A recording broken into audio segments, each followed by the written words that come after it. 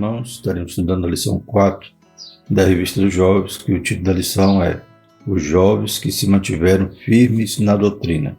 O tema mexe o fundamento dos apóstolos e dos profetas, a doutrina bíblica como base para uma caminhada cristã vitoriosa, revista comentada pelo pastor Elias Torral. Glórias a Deus. Então vamos dar continuidade a esse estudo importante sobre a doutrina, a sã doutrina, né? Vimos na lição passada o perigo, né, que é desprezar o ensino, desprezar a doutrina. Foi o que aconteceu durante a história ali de Israel, culminando com o cativeiro. Hoje veremos então a situação inversa. Os jovens que foram para o cativeiro, mas se mantiveram fiel. E Deus guardou eles, Deus honrou a história deles, porque eles honravam a Deus. Eles obedeciam, né, todos os ensinamentos que eles tiveram dos seus pais, mesmo em uma sociedade que já estava, né, em declínio ali em Israel, e agora eles são inseridos numa cultura completamente, né, idólatra, pecaminosa, mas mesmo assim eles não se moveram da sua fé. Né? Então ele fala hoje sobre firmeza. Eles se mantiveram firmes na doutrina, no ensino que eles aprenderam a respeito do seu Deus. Confiaram, creram, né? E mesmo se Deus não os salvasse ali, né, no episódio que estamos estudando em questão, que é o momento que eles estavam para serem lançados na fornalha de fogo, mesmo assim eles se manteram firmes de não adorar outro Deus, né, de preservarem, né, aquilo que eles aprenderam com convicção no Deus que eles criam. Louvado seja o nome do Senhor. O texto principal da nossa lição diz: E se não, fica sabendo, ó rei, que não serviremos a teus deuses, nem adoraremos a estátua de ouro que levantaste. Daniel 3:18. Abrindo um parênteses aqui, é interessante lermos o versículo 17, que diz assim: Eis que o nosso Deus, a quem nós servimos, é que nos pode livrar. Ele nos livrará da fornalha de fogo ardente e da tua mão, ó rei. E na continuação, né, é o texto principal da nossa lição.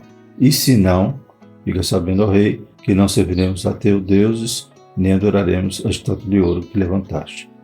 Então percebemos que eles tinham convicção no Deus que servia, sabia que Deus podia livrá-lo, e mesmo se não livrasse, eles não adorariam a estátua de ouro. Né? Então eles se manteram firmes, né? E nada movia eles do lugar. A gente vê que outros judeus que foram para o cativeiro, né, provavelmente estavam ali curvados, pois só os três se destacaram, né? Quando tocou todos os instrumentos, que era o decreto do rei para todos se curvarem, só os três estavam de pé. Né? Daniel provavelmente não estava na ocasião, mas os três se mantiveram firmes e Deus deu grande vitória a eles, né? Estando com eles dentro da fornalha, né? Passeou com eles na fornalha, e nem sequer cheiro de fumaça eles tiveram ao saírem dali. O resumo da lição: a confiança em Deus e o compromisso com sua palavra contribui com a manutenção da fidelidade do crente. Glórias a Deus. Então tem que haver essa confiança que teve naqueles três jovens e compromisso, né, com a palavra. Buscar a palavra, ler a palavra, examiná-la e guardá-la em nosso coração para não pecarmos contra Deus. Isso nos garante a vitória contra o mundo, contra o diabo e contra a carne.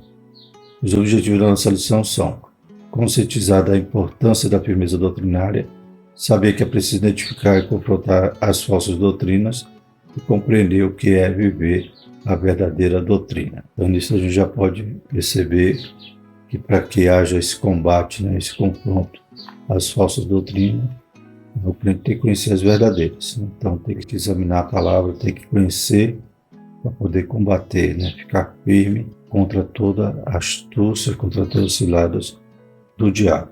O texto bíblico se encontra em Daniel 3, versículos 7 ao 12. Portanto, no mesmo instante que todos os povos ouviram o som da buzina, do pífaro, da harpa, da sambuca, do saltério e de toda espécie de música, prostram-se todos os povos, nações e línguas, e adoram a estátua de ouro que o rei Nabucodonosor tinha levantado.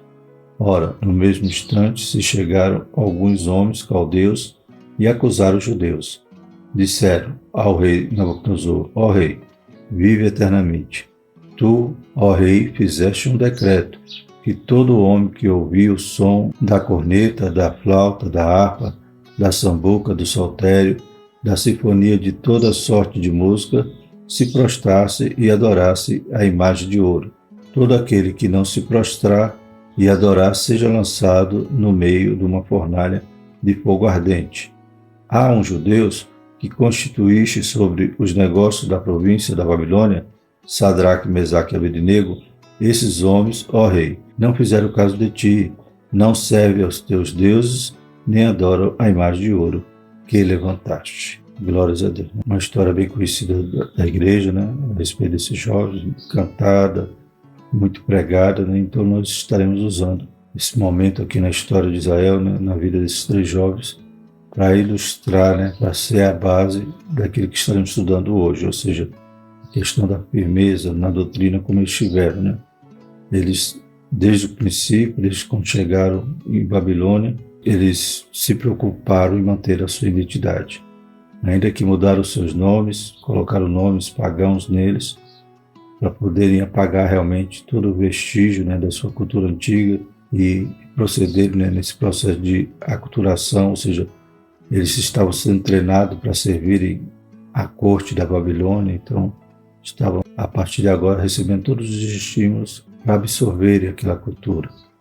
Mas eles se mantiveram firmes, decidiram não se contaminar, né, com os manjares do rei, e cada decisão, né, a mínima que fosse, na vida deles, no ponto de vista espiritual, resultou, né, uma recompensa maravilhosa, né, pois eles se tornaram, mesmo não comendo a comida, né, os manjares do vinho do rei, comendo só legumes e frutas, né, eles eram os que tinham melhores aparências e eram os mais sábios, né, estavam ali cheios da graça, cheios do Espírito Santo, né, a ponto de se tornaram importantes ali no reino, né?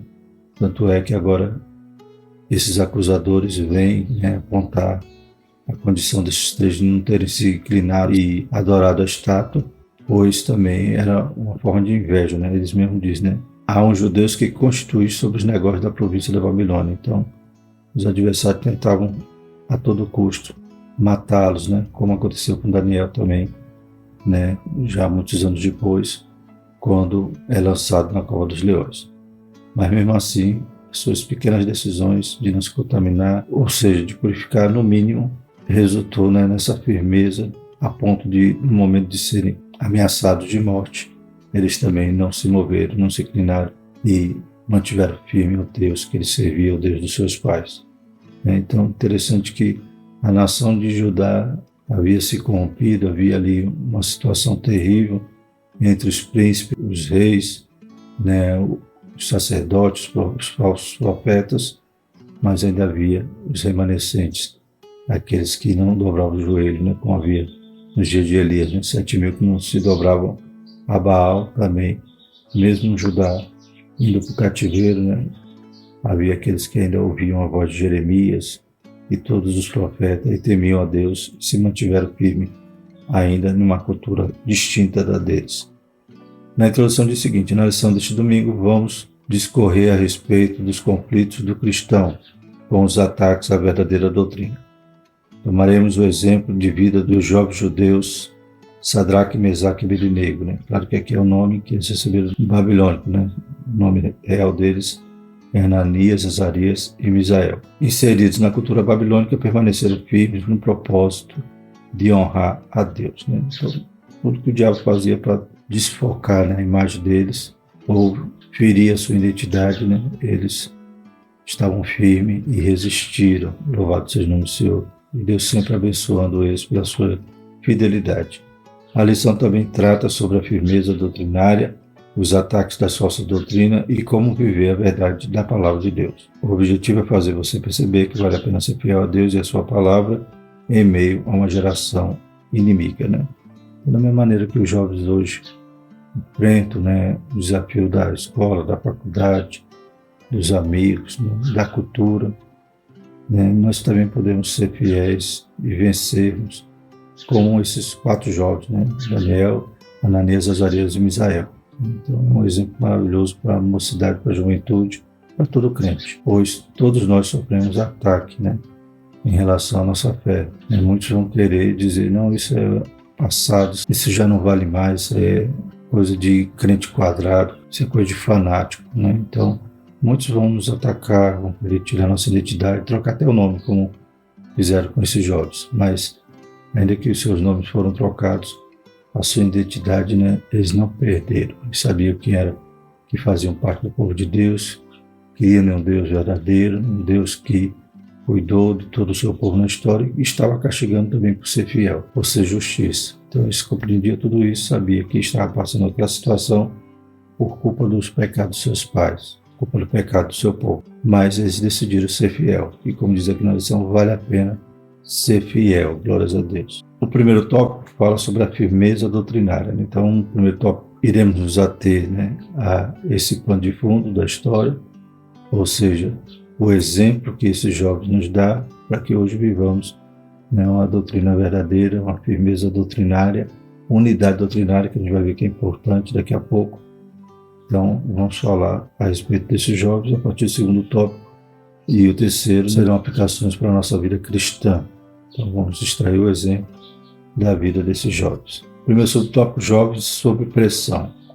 Ao lado de Daniel, o jovem Sadraque, Mesaque e Abednego recebe merecido destaque na Escritura, não somente pelos livramentos da cova dos leões e da fornalha de fogo ardente, respectivamente, mas principalmente pela firmeza de fé na verdade de Deus que demonstraram em uma Babilônia hostil, avessa aos princípios divinos. A profundidade das raízes de sua fé tornou-se conhecida diante dos ventos contrários que estes jovens foram submetidos. Então, mesmo inseridos, né, em uma cultura completamente diferente, longe dos seus pais, né, que os educaram, dos seus mestres, né, como servos ali naquele país hostil, né, sempre, né, sofrendo perigos de morte, né, pois qualquer situação, né, eles como escravos poderiam serem mortos, seriam acusados por desobediência, né, ou por não cumprir os ritos, as culturas daquele país. Mesmo assim, eles decidiram se manter fiel, né? Eles não se contaminaram no princípio, mantiveram a sua cultura, mantiveram, né, a sua identidade, como já foi dito. Aleluia. E Deus, né, dá um destaque na Escritura a respeito da vida desses homens, não só por causa dos grandes livramentos, mas demonstrando, né, que eles realmente eram fiéis àquilo que eles haviam aprendido. Então eles honraram o nome do Senhor. A gente vai ver aqui mais na frente que aqueles que abraçam, né, as falsas doutrinas, eles estão desonrando a Deus. É como se dissesse que Deus não sabe de tudo, que a doutrina que agora eles ditam ou seguem, né, é a verdadeira e não aquilo que está revelado na palavra. Então, querem acrescentar coisas na Bíblia, isso desonra a Deus, né? Isso é como Eva, né, ou Adão ali no Éden, em que a serpente diz, não é bem assim não, né? Deus falou isso, mas não é assim não, né? Deus escondeu isso de você. Então, você vê que eles deixaram a sã doutrina, a verdadeira doutrina, para ouvir o que a serpente ensinava. Então isso também tem acontecido nos dias de hoje. Por isso devemos manter firme na verdadeira doutrina, na palavra de Deus. Vivendo a palavra de Deus também faz parte dos objetivos da nossa lição. Longe de casa, distante das referências familiares e religiosas, diante do triste quadro de deportação para a Babilônia, esses jovens hebreus foram testados de todas as formas, incluindo a crença, convicções e até mesmo o risco de perder a própria vida. Enfim, foram testados no que aprenderam a respeito de Deus e de seu povo. Isso sempre nos traz, né, a associação em relação ao jovem na faculdade, né? Será se ele vai se manter fiel àquilo que ele aprendeu desde o início, na escola dominical, cresceu na igreja, né? Ou quando chegar ali, pronto, esquece de tudo e se torna uma outra pessoa, né, que até os pais desconhecem. Então a gente vê que diferença, né? Que muitos jovens hoje, infelizmente, cedem, né, à má influência, né, ou acham que agora estão livres, estão libertos, estão longe dos pais, podem viver de qualquer forma. Mas lembra também do filho pródigo, né, que decidiu não se contentar com as coisas que tinha, pediu sua parte da herança e foi para longe. E o final, né, foi trágico, né? Ele se percebeu ali derrotado, né, na lama, literalmente, né, mas graças a Deus ainda caiu em si e voltou para casa do seu pai. Então, ele poderia ter evitado tudo isso se ele fosse seguir o exemplo aqui de Ananias, Azarias e Misael, né? O segundo subtópico fala sobre 3 jovens e uma sábia decisão. A decisão dos jovens de não se prostrar diante da estátua do rei Nabucodonosor, Daniel 3:16-18, foi o ápice de uma vida pautada em boas e sábias decisões.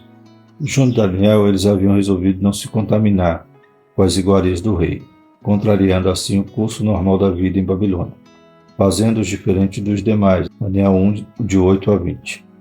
Essa decisão oferece importantes lições, das quais 2 se destacam. É preciso saber tomar decisões corretas, inclusive em situações simples, para que outras mais complexas isso ocorra naturalmente, né? Então, foram fiel no pouco e também permaneceram fiel no muito. Uma decisão que alguém poderia dizer, mas isso é tolice, o que custa comer, né, as iguarias do rei, o manjar do rei? Mas ele sabia que tudo aquilo ali tinha um cunho espiritual, né, cultural, que eles não queriam abraçar. Eles preferiam se manter fiéis à sua tradição, inclusive nas práticas alimentares dos judeus, pois havia muitos alimentos que eles não podiam comer, que era impuro, né, conforme a lei, e eles queriam obedecer isso. Eles se manteram fiéis, não quiseram se contaminar, manteram a sua cultura, né, e foram destacados na nobreza. Todos os jovens que foram transportados de suas nações, que tinham essa incumbência, né, de compor ali o quadro de serviçais da corte, esses 3 se destacaram por se mantiveram fiel à sua fé, à sua doutrina, à sua cultura. Uma decisão numa situação simples demonstrava também que num momento difícil, como era agora, de colocar sua própria vida em risco, eles se mantiveram firmes. Então, é preciso saber tomar decisões corretas, inclusive em situações simples, para que em outras mais complexas isto ocorra naturalmente.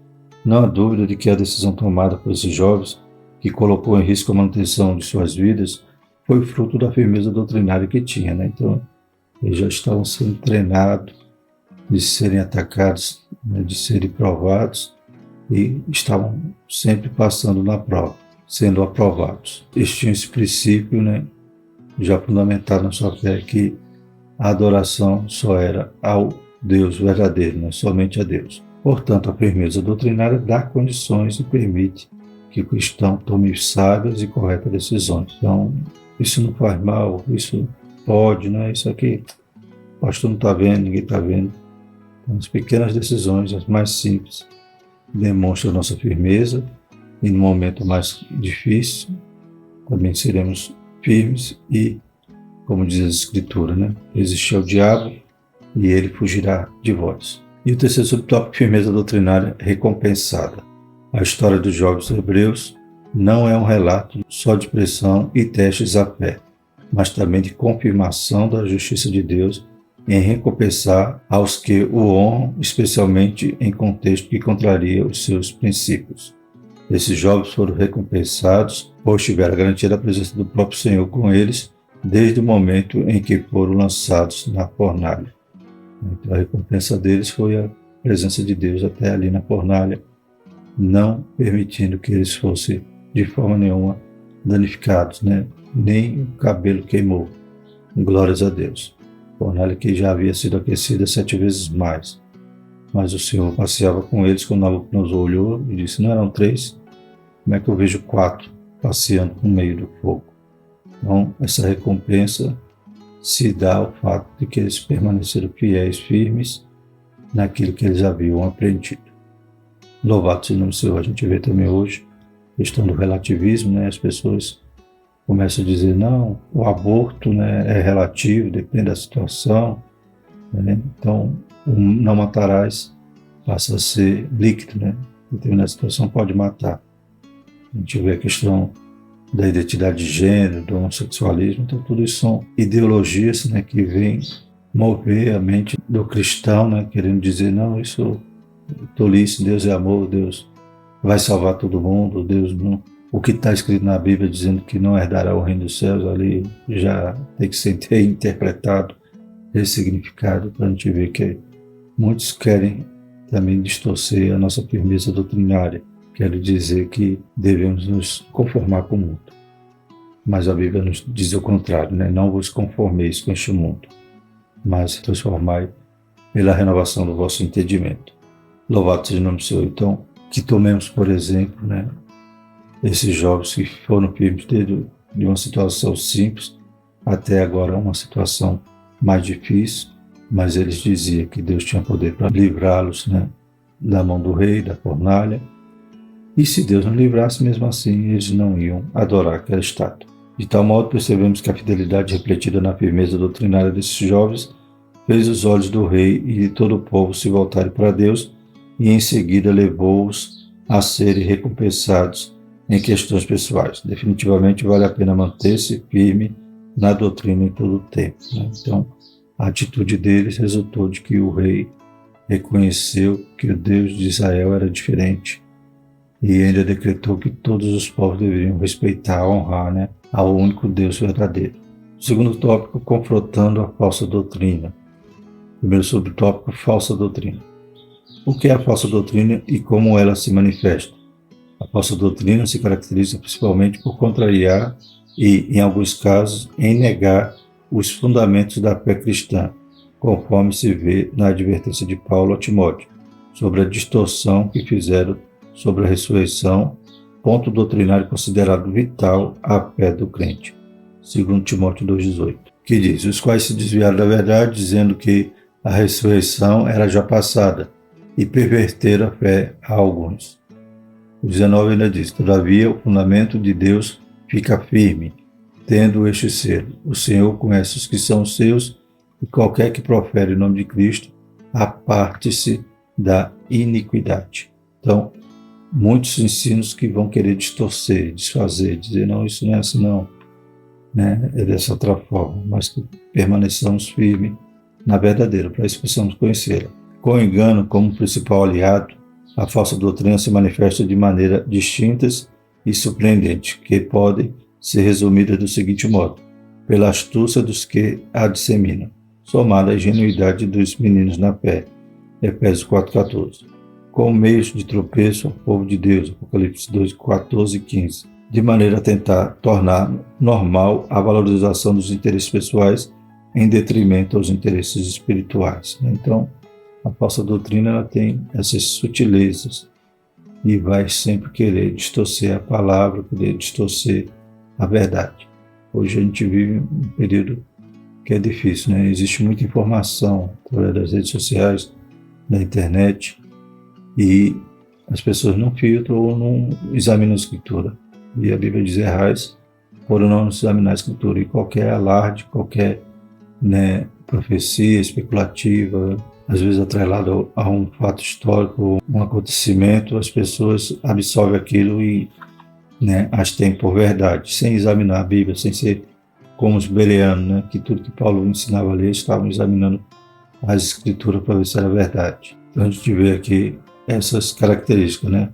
A astúcia de quem dissemina, né? Tem toda a eloquência, toda a oratória, né? Todo o enxame ali para poder anunciar essas suas doutrinas, e a ingenuidade daqueles que, como meninos na fé, né? Absorvem, não conhece a Bíblia, não é aluno de escola dominical, não frequenta cultos de ensino, então está sujeito a qualquer vento de doutrina. Também tenta tornar normal, né, a valorização dos interesses pessoais, ou seja, o homem tem que ser o centro de tudo e tem que, toda palavra ali, toda a falsa doutrina vai tentar tender a alegrar, né, engodar o ego do ser humano, né, ou suas vontades, e por isso já acha normal, já acha que é verdadeiro. E tudo isso vai gerar, né, divisões, porfias, querer até pregar aquilo que aprendeu na internet, sendo falso, sendo errado, né, e gerando divisões, né, até na igreja, né?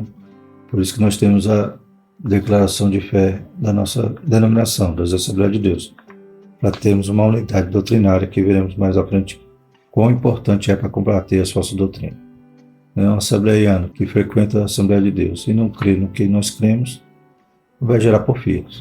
O pastor ensina uma coisa, ele vai ensinar outra, né? Então vai gerar divisões, porfias, e como diz o pastor Ciro Cibode, né, assembleiano que se preza tem que subscrever a sua declaração de fé, né, ou seja, tem que crer neste documento, né, que é baseado na Bíblia, né, que foi compilado, né, com inúmeros eruditos, né, com inúmeros pastores fiéis, compromissados com a palavra e que apenas demonstra aquilo que nós cremos historicamente.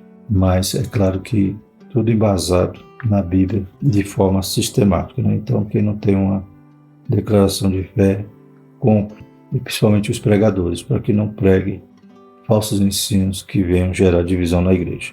Portanto, a falsa doutrina contraria a verdade de Deus e se manifesta por vias que desonram os princípios divinos, né?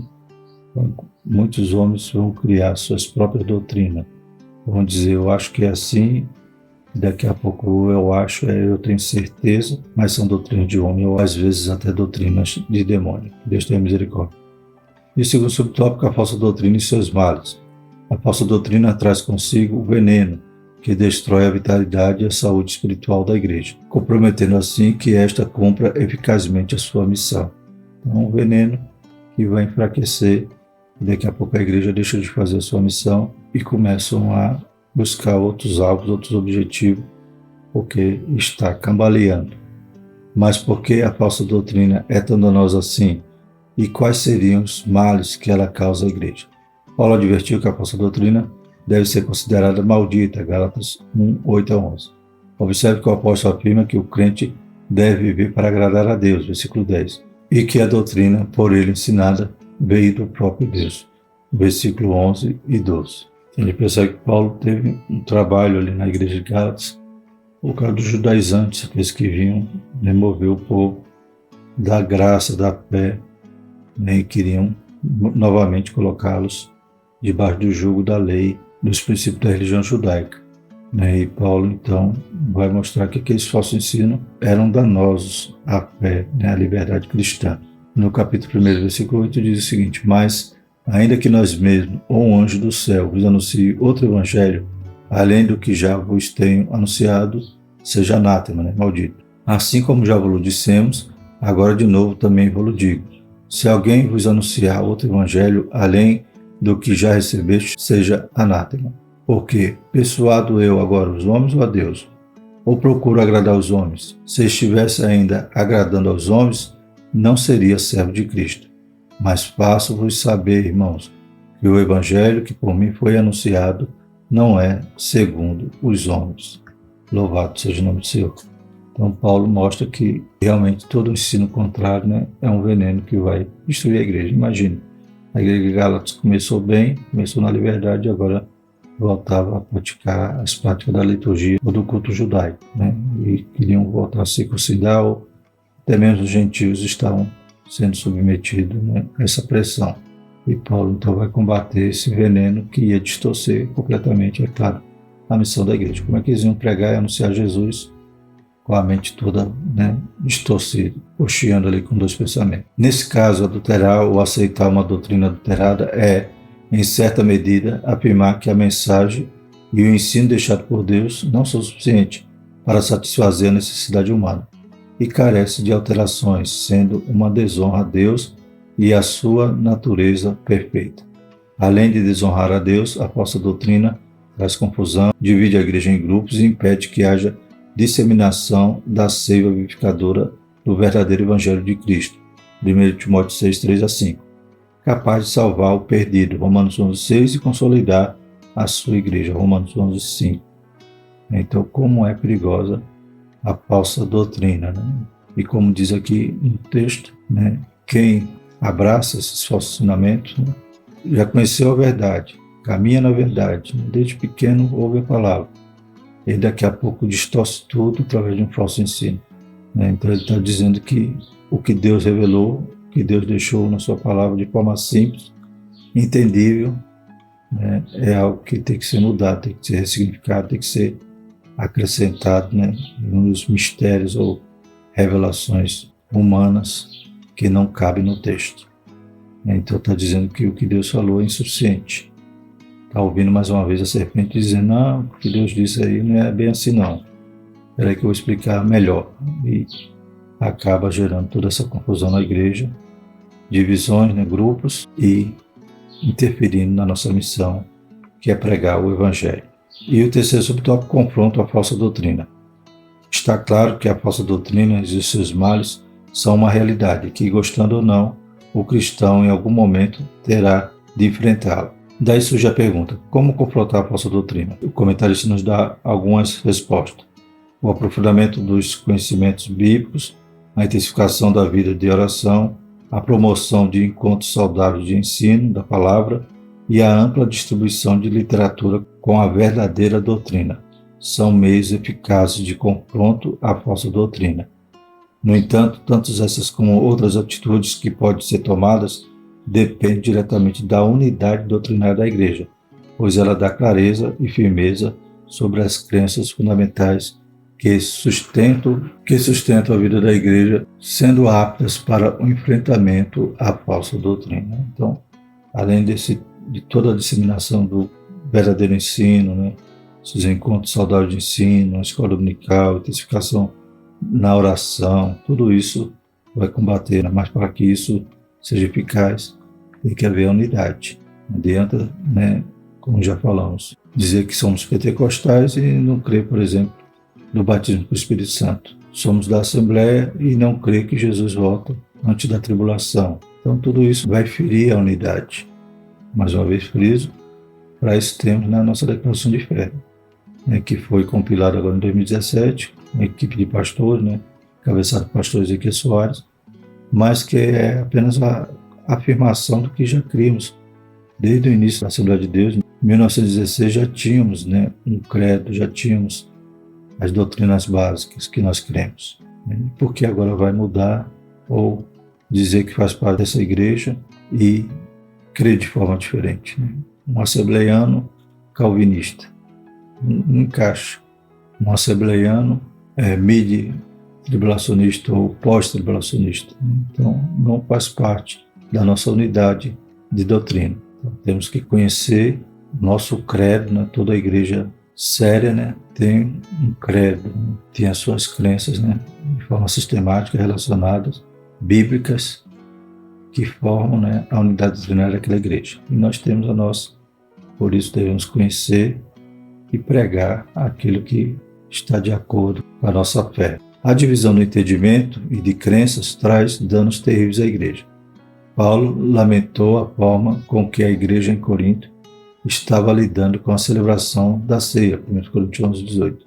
E por essa razão, escreveu à igreja em Éfeso, o apóstolo enfatizou veementemente sobre a unidade, inclusive a doutrinária. Efésios 4:3-6, que diz o seguinte: procurando guardar a unidade do Espírito pelo vínculo da paz. Há um só corpo e um só Espírito, como também foram chamados em uma só esperança da vossa vocação.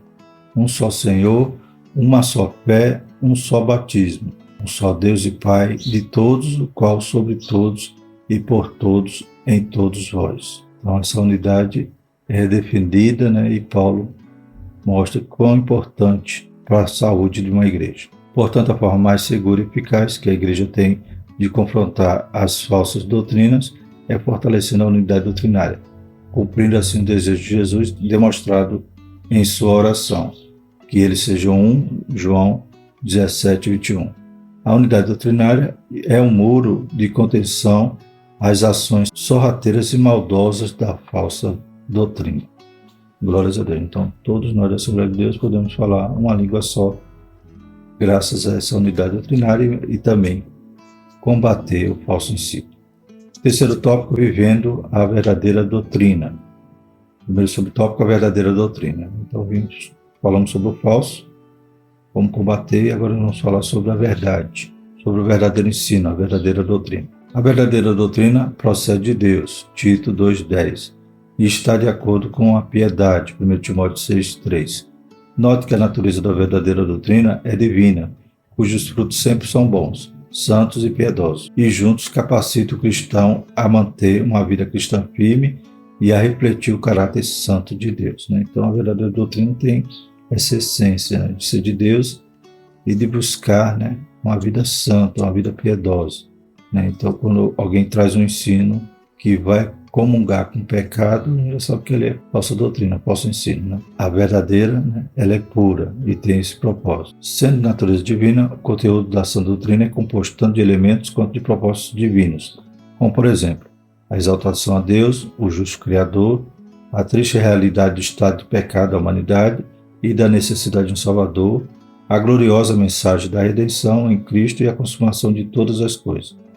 Sendo assim, a verdadeira doutrina procede de Deus e tem como objetivo a glória dele, a salvação do perdido e a edificação da igreja. Então, a verdadeira doutrina vai buscar focar essas realidades, que Deus é o dono de tudo, é o Criador, Deus é soberano, Deus é vivo, forte, poderoso, o homem miserável, pecador, carente, aleluia, do sacrifício de Cristo ali na cruz. Sem esse sacrifício, sem Jesus não nos salvamos, mas o Senhor, aleluia, planejou desde antes da fundação do mundo, uma forma de alcançarmos o perdão, a graça, a salvação e o derradeiro, a consumação de todas as coisas, onde todas as coisas estarão conciliadas com Deus através, aleluia, do seu reino eterno. Segundo subtópico, os benefícios da verdadeira doutrina. Uma igreja que vive a verdadeira doutrina se beneficia em todos os aspectos. O apóstolo Paulo mostra que a verdade da palavra de Deus ensina, repreende, corrige, instrui e capacita o crente a praticar boas obras, agradando e honrando a Deus. Então a gente vê que o falso ensino desonra a Deus, acha que a palavra é insuficiente. E o oposto também é verdadeiro, Aleluia, a verdadeira doutrina traz esses benefícios à igreja, além de tudo, honra a Deus, segundo Timóteo 3, 16 e 17.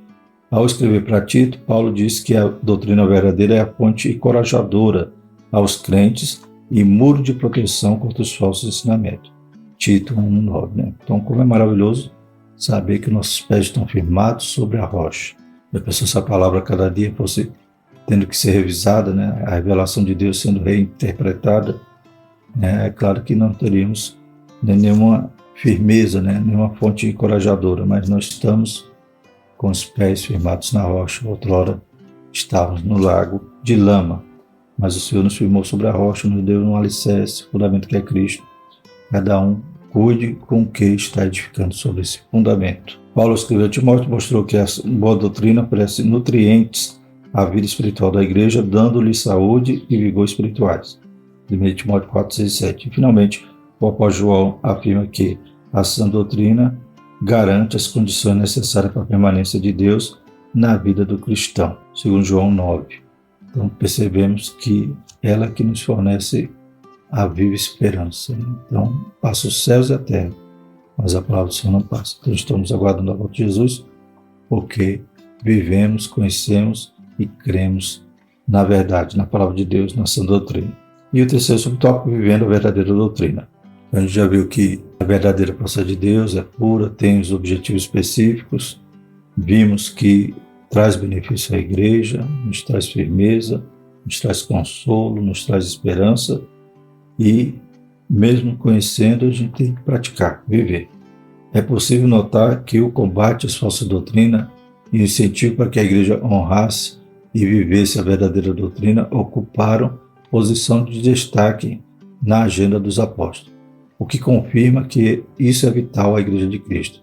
Os falsos ensinos não são um desafio enfrentado somente pela igreja primitiva, mas a igreja da atualidade também os enfrenta, e como os apóstolos, a liderança e a igreja devem se ocupar no combate a este mal, formando uma frente de incentivo para que a geração atual viva intensa e plenamente a verdadeira doutrina. Essa doutrina trabalha na manutenção da comunhão com Deus, no fortalecimento das bases da fé e sua constante preservação, além de promover saúde espiritual. Diante de tudo isso, resta fazer um importante e inadiável convite: conheça e viva a verdadeira doutrina. E como vimos, esse perigo do falso ensino, que já havia nos dias de Paulo, o próprio Jesus que enfrentou ali os falsos, hoje, é claro que intensifica mais próximo à volta de Jesus. E cada pastor, cada mestre, cada cristão tem que ter essa preocupação de aprender, conhecer e ensinar. Louvado seja o nome do Senhor, para poder vencer, combater toda a falsa doutrina, todo o falso ensino e nos mantermos firmes, como o exemplo que nós lemos da vida de Ananias, Azarias e Misael. Se manteram firmes no que conheciam, seus pais transmitiram a eles a respeito de Deus, que eles aprenderam no templo, ou ouvindo talvez Jeremias ou o profeta, e mesmo naquela situação difícil, né, longe de sua pátria, eles continuaram ali. Aleluia, servos do Deus Altíssimo. E todos os 4, né, Daniel também, aleluia, mesmo enfrentando os perigos, mesmo sendo perseguidos, sendo invejados, permaneceram fiel e Deus abençoou de maneira maravilhosa. Glórias a Deus. Livrou da fornalha de fogo, livrou Daniel da cova dos leões. Concluindo, nessa lição aprendemos que Sadraque, Mesaque e Abednego, diante da pressão babilônica e sobre o risco de morte, decidiram manter-se firmes na fé em Deus e no propósito de honrá-lo até o fim. Com isso, vimos a necessidade da igreja, por meio da verdadeira doutrina, confrontar a falsa, sempre com o objetivo de, à semelhança dos jovens hebreus, honrar a Deus acima de tudo. Né? E a gente viu que a verdadeira doutrina honra a Deus e o falso ensino desonra. Que Deus nos ajude. Estaremos frisando ainda mais esse tema na próxima lição, que o título é As Falsas Doutrinas. Vamos orar? Glória a Deus. Louvado seja o nome do Senhor, Deus Santo, Deus Poderoso. Obrigado, Pai, pela Tua palavra, que é rocha, Pai, que é lâmpada, que é luz, que nos guia, Pai, aleluia, para o caminho maravilhoso que é encontrar contigo um dia, aleluia, nos ares, Pai, e adentrar a eternidade. Pai Santo, Deus Poderoso, no livro do mal, Pai, fortalece cada jovem, Pai, guarda eles nas universidades, nas escolas, no trabalho, Pai, no meio de uma cultura ímpia, Pai, de um mundo que a cada dia se arruína no pecado. Possamos ser fiéis, firmes e, Pai, aleluia, poder contemplar a Tua mão, a Tua graça, os Teus livramentos, Pai, a Tua bênção na vida de cada um de nós. Em nome de Jesus, abençoa a Tua igreja, fortalece. Livra, Pai, de todo vento de doutrina, em nome de Jesus. Amém. Que a graça do nosso Senhor Jesus Cristo, o amor de Deus, a comunhão do Santo Espírito seja conosco hoje e sempre. Amém.